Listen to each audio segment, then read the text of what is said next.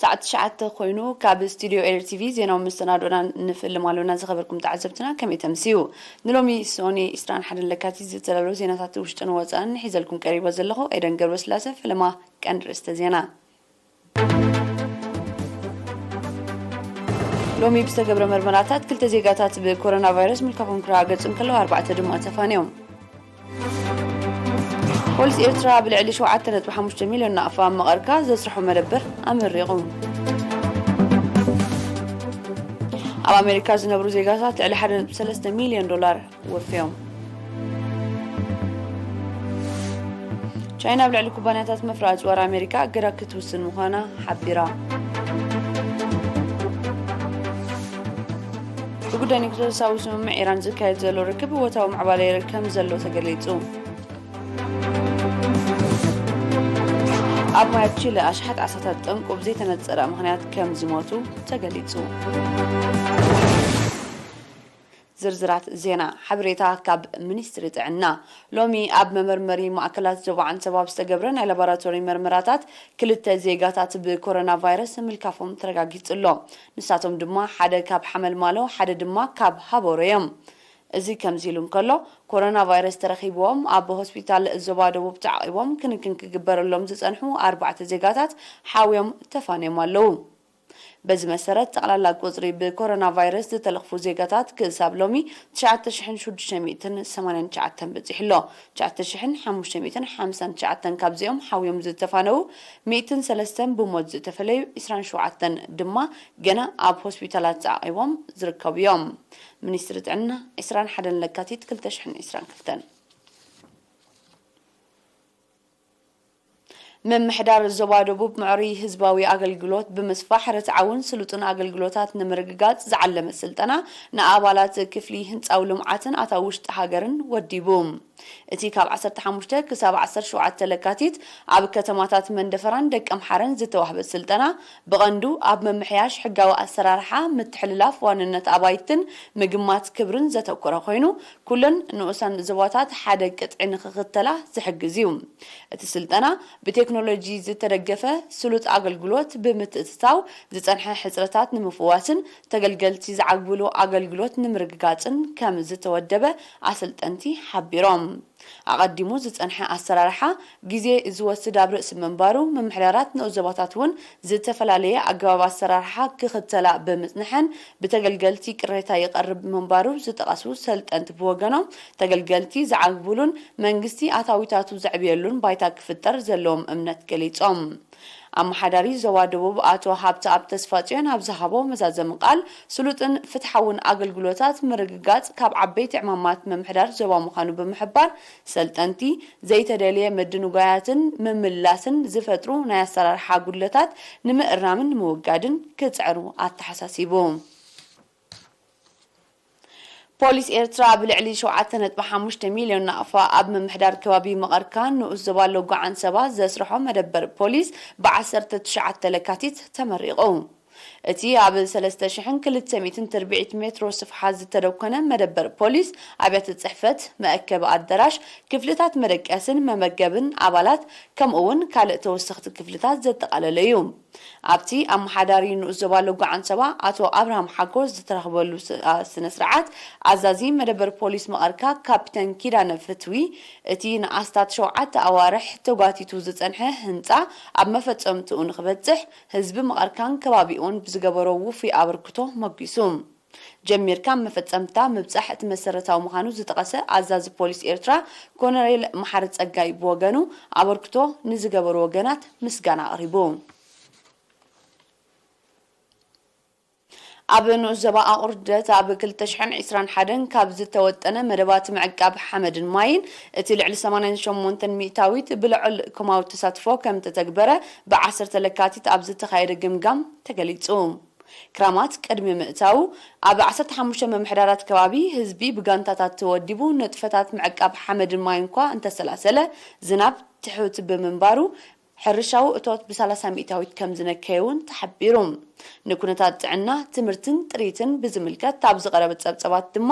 ዝርግሐት ትካላት ትምህርቲ ናብ ኩሎም መምሕዳራት ከባቢ ብምብጽሑ ዜጋታት በቀረባ ናይ ትምህርቲ ዕድል ዝረኽብሉ ባይታ ከም ተፈጥረ ቁጽሪ ናይተን ኣብ ትካላት ጥዕና ዝሓርሳ ኣዴታት 65 ሚታዊት ከም ዝበጽሐ ኩነታት ጥሪትን መጋሃጫን ድማ ጽቡቕ ከም ዘሎ በሪሁ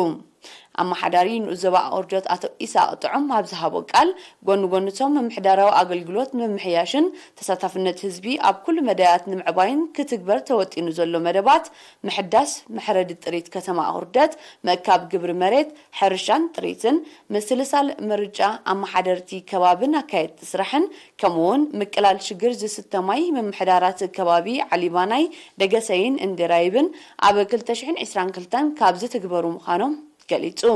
ተሳተፍቲ ወገኖም አገልግሎት አቋሪጽዎን ዘለዋ መካይን መጥፋእ ተሐውን ጉሓፍን ቆላሕታ ክግበረለን ዝርግሐ አገልግሎት ኤሌክትሪክ ኣብ ከተማ ወርደት ንምስፋሕ ዝተጀመረ መደብ ድማ ክቀላጠፍ ዝብል ርእይቶታት አቅሪቦም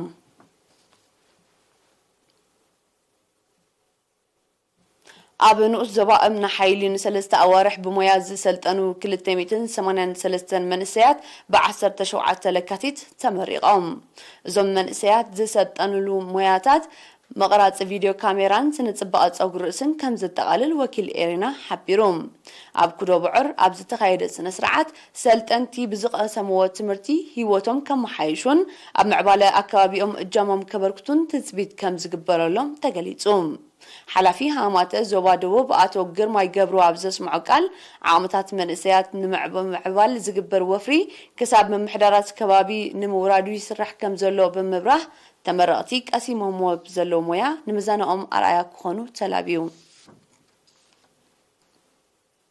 كبرات تعذبتنا دحر زي حتى المسكاقريت أقراو زيناتات كسعبيو سنة سنحهم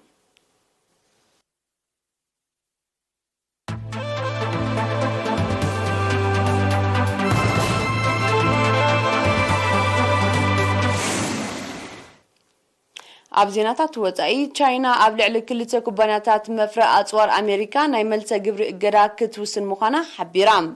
እቲ ስጉምቲ መልሰ ግብሪ ናይቲ ኣሜሪካ ንደሴት ታይዋን ኣጽዋር ክትሸጠላ ከቲማቶ ዘላ ውዕል ምዃኑ ሚኒስትሪ ጉዳያት ወጻኢ ቻይና ሎሚ 21 ለካቲት ኣፍሊጡ ኣብ መንጎ ኣሜሪካን ደሴት ታይዋንን ዝተበጽሐ ስምምዕ ንልኡላውነት ሃገሩ ዝጥሕስ ምዃኑ ዝገለጸ ሚኒስትሪ ጉዳያት ወጻኢ ቻይና ኣንጻሩ ዝቐንዐ ስጉምቲ ምውሳድ እዋኑ ምዃኑ ኣረዲኡ ኣሜሪካን ፖሊስ ሓንቲት ቻይና ከተኸብር መንግስቲ ቻይና ብተደጋጋሚ ከጽውዕ ጸኒሑ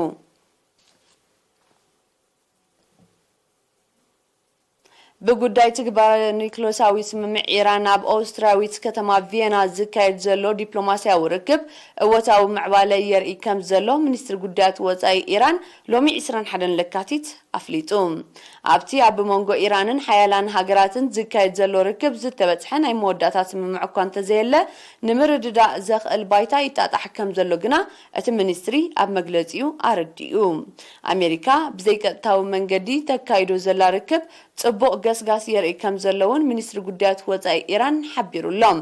ኢራን ውጽኢት ናይ ትርክብ ኣብ ውሳኔ ሃገራት ምዕራብ ጥራይ ከም ዝምርኮስ ብምሕባር ኣቐዲማ ኣብ ዘቕረበቶ ጠለባት ጸኒዓ ከም ዘላ ትገልጽ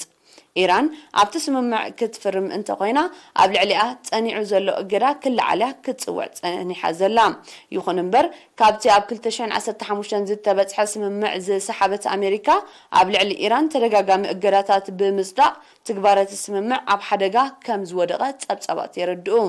እቲ ስምምዕ ኢራን ኒክሎሳዊ ኣጽዋር ዘማዕብል ዓቕሚ ከይህልዋ ዝገትእ ኣብ ልዕሊኣ ጸኒዑ ዘሎ እገዳ ኣሜሪካ ድማ ክልዓል ዝብል ነጥብታት ይርከቦ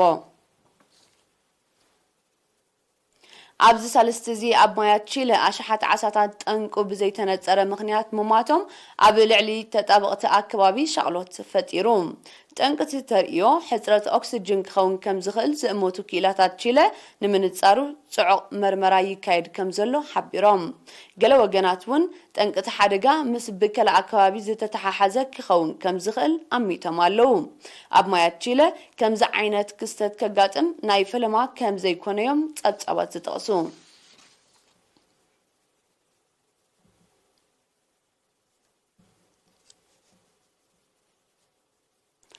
መንግስት ሩሲያ ኣብ ጸሊም ባሕርን ከባቢኡን ምስ ቤላሩስ ዘካየደቶ ወተሃደራዊ ልምምድ ዕውት መንባሩ ገሊጹ መንግስት ሩሲያ ነዚ ዝሓበረ ትማሊ 20 ለካቲት ንዝተኻየደን ፕሬዝደንት ቭላድሚር ፑቲን ምስ መዘንኡ ኣሌክሳንደር ሉካሸንኮ ብሓባር ዝተዓዘብዎን ዛዛም ምርኢት ናይቲ ወተሃደራዊ ልምምድ ብዝምልከት ኣብ ዘውፅኦ መግለጺ እዩ ኣብቲ ናይ መሬት ኣየርን ባሕርን ዘጠቃለለ ሰፊሕ ወተሃደራዊ ልምምድ ልዕሊ 30 መራኸብ ኩናት ዘመናውያን ነፈርቲ ኩናትን ዝተረቐቐ ስትራቴጂካዊ ኣጽዋርን ከም ዝተሳተፈ ዝሓበሩ ሰብመዚ ሩስያ ቀጥታዊ ተኹሲ ሚሳይላትን ከበድቲ ብረትን ዘጠቃለለ ምንባሩ ኣፍሊጦም ጥቡቅ ዝምድና ዘለውን ሩስያን ቤላሩስን ዕላማት ልምምድ ወተሃደራዊ ዓቕመን ንምምዛንን ንዘሎ ብቕዓት ንምድልዳልን እምበር ንዝኾነት ሃገር ዕላማ ዝገበረ ከም ዘይኮነን ገሊፀን እንተኾነ ግን እቲ ወተሃደራዊ ልምምድ ኣብ መንጎ ሩስያን ዩክሬንን ብዝተፈጥረ ወተሃደራዊ ምትፍናን ዝምድና ሩስያን ሃገራት ምዕራብን ሻሕኪሩ ኣብ ዘለወሉ እዋን ብምክያዱ ቀንዲ ዛዕባ ሃገራት ምዕራብን ማዕከናት ዜናእንን ኮይኑ ምቕናዩ ይፍለጥ ኔቶ ኣብቲ ከባቢ ተፈጢሩ ንዘሎ ወተሃደራዊ ዘይምቅዳው መሊሱ ይኽርሮ ከም ዘለዩ መንግስቲ ሩስያ ዝኸስስ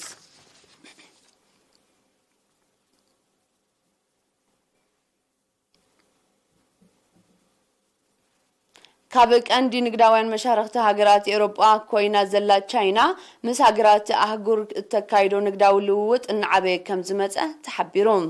እዚ ዝተገልጸ መንግስቲ ጀርመን ኣብ ዘውፅኦ ስታስቲካዊ ጸብጻብ ቻይና ንዝሓለፈ 6 ተኸታታሊ ዓመታት ዝዓበየት ንግዳዊት መሻርክቲ ኮይና ክትቅጽል ከም ዘላ ኣብ ዝግለጸሉ ዘሎ እዩ ፌደራላዊ ቤት ጽሕፈት ስታስቲክስ ጀርመን ብ20 ለካቲት ኣብ ዘውፅኦ ጸብጻብ ክልተኣዊ ንግዳዊ ልውውጥን ክልቲአን ሃገራት ኣብ 2021 ኣዝዩ ከም ዝወሰኸዩ ሓቢሩ ጀርመን ኣብ 2021 ካብ ቻይና ዝገበረቶ መጠን እታው ምስ ቅድሚኡ ዝነበረ ዓመት ክነጻጸር እንከሎ ብ20.8 ሚእታዊት ዕብየት ከም ዘመዝገበ መጠን ሰደድ ጀርመን ናብ ቻይና ድማ ብ8.1 ሚእታዊት ከም ዝወሰኸ እቲ ጸብጻብ የነጽር ላዕለዎት ሰብ መዚ ንግድን ወፍርን ጀርመን ኣብ ዝሃብዎ መግለጺ ቻይና ካብ ቀንዲ ንግዳዊት መሻርክቲ ሃገሮም ምዃና ብምጥቃስ ኣብ ከም ቃልሲ አንጻር ለበዳ ኮቪድ-19 መኸተ ክሊማዊ ለውጥን ካልኣህግራዊ ጉዳያት ውን መሻርክቲ ኮይና ተዓይ ከም ዘላ ገሊጾም ኣብ 2021 ንግዳዊ ልውውጥ ክልቲአን ሃገራት ልዕሊ 235 ቢልዮን ዶላር ምብጽሑ መንግስቲ ቻይና ዘውፅኦ ስታስቲካዊ ጸብጻብ ይሕብር ንግዳዊ ልውውጥ ቻይና ምስ ካልኦት ሃገራት ኤውሮጳ ውን ብተመሳሳሊ ኣብ ዝሓለፈ ዓመት ዕብየት ከም ዘመዝገበ ዝጠቐሱ ጸብጻባት እዚ ንቴክኖሎጂካዊ ንግዳውን ገስጋስ ቻይና ዘመስክር ምዃኑ ይሕብሩ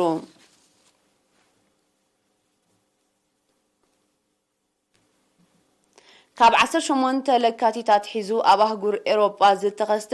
ኢዩኒች ዝተሰምየ ህበብላዊ ማዕበል ሰብኣዊ ንዋታውን ዕንወት ከም ዝወረደ ተሓቢሩ በቲ ካብ ኣትላንቲካዊ ውቅያኖስ 130 ኪሎ ሜትር ኣብ ሰዓት ብዝሕንበብ ህበብላ ዝተደፍአ ማዕበል ኣብ ብሪጣንያ ኣየርላንድ ቤልጅየም ፈረንሳይን ጀርመንን ተመሳሳሊ ዕንወት ከም ዝወረደ ተገሊጹ እዚ ህበብላዊ ማዕበል ኣብ ከተማ ኣምስተርዳም ሆላንድ ኣብ ህንጻታት ትሕተ ቅርጽ መጓዓዝያን ከፊላዊ ዕንወት ከም ዝወረደ ሰብኣዊ ክሳራታት ውን ከም ዘጋጠመ ሰብ መዝፊላዊ ድሕነት ሃገር ኣፍሊጦም መንግስቲ ሆላንድ ሚልዮናት ነበርቲ ከተማ ኣምስተርዳምን ከባቢኣን ካብ ኣባይቶም ከይወጹ ትእዛዝ ኣመሓላሊፉ ምንባሩ ይፍለጥ ብዘይካዚ ኣብ መስመራት ቀረብ ኤሌክትሪሲቲ ዝወረደ ዕንወት ዓሰርተታት ኣሽሓት ኣባይቲ ብዘይ ሓይሊ ኤሌክትሪክ ከም ዝተረፈ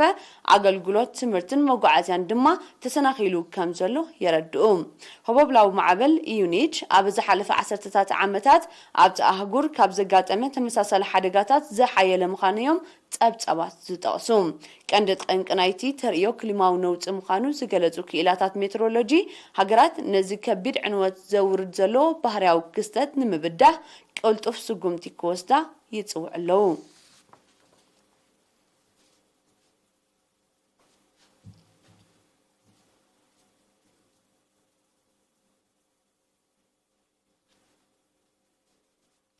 ኣብ ሰሜናዊ ኣርጀንቲና ካብ 15 ለካቲት ተኸሲቱ ዘሎ ባርዕ መሮር ዘውርዶ ዕንወት ከም ዝዛየደ ማዕከናት ዜና ኣቃሊሐን በቲ ባርዕ ናይ ዝተሃመኸ ስፍሓት ናብ ልዕሊ 600,000 ሄክታር ክብ ምባሉ ዝጠቐሱ ኣህዱታት ሲቪላዊ ድሕነት ኣብ ትሕቲ ቁፅጥር ንምውዓሉ ሓያል ጻዕሪ ይካየድ ከም ዘሎ ገሊጾም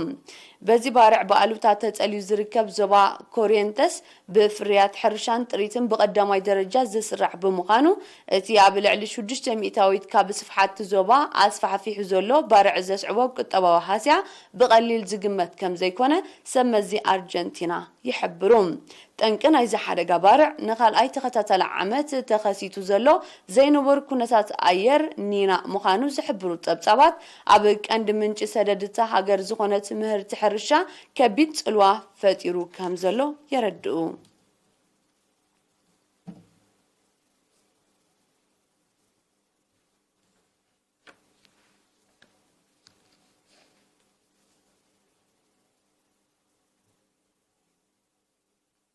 ናይ ሰዓት ዜናው መሰናዶና ንምዝዛም ቀንዲ ርእሰ ዜና ህንደግም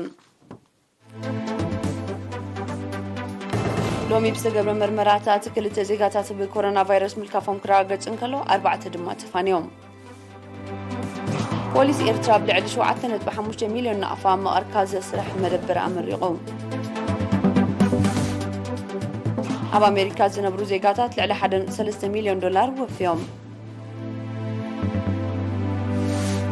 ቻይና ብልዕሊ ኩባንያታት መፍረዪ ኣጽዋር ኣሜሪካ እገዳ ክትውስን ምዃና ሓቢራ